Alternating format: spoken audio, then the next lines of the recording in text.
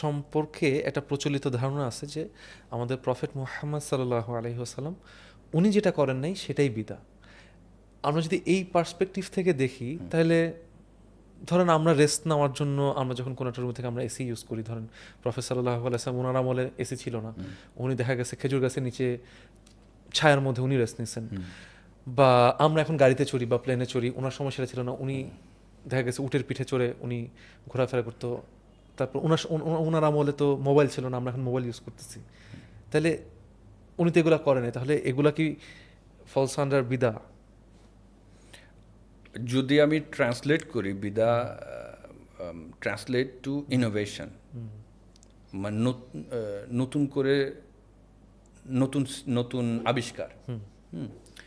এখন আমরা যখন বিদার কথা বলি, মানে when it comes to দিন, আমাদের ধর্ম দিন ইসলামের ব্যাপারে যখন আমরা বিদা বলি, সেটা বোঝায় যে এটা দিনের ক্ষেত্রে নতুন আবিষ্কৃত কোনো আমল নাকি।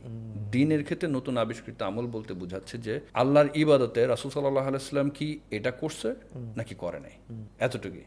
রাইট। যে রাসূল কি দিনের ক্ষেত্রে, যেরকম ফর এক্সাম্পল আমি যদি অন্যদিকে যাই তোর উদাহরণের সাথে ম্যাচ করতে, যে রাসূল সাল্লাল্লাহু আলাইহি ওয়াসাল্লামের one of the favourite food was লাউ। তো এখন লাউ না খেলে কি আমি সুন্নাত পালন করতেছি না? It's not like that. এটা এটা বিদা এরকম না, এটা ধর্মের সাথে রিলেটেড না। যদি দিন ইসলামের সাথে রিলেটেড না হয় তাহলে এটা বিদার মধ্যে পড়তেছে না। তার মানে যেটা বুঝতে পারতেছি যে ইবাদতের ক্ষেত্রে যদি আমি নতুন করে কোনো কিছু একটা নিয়ম চালু করি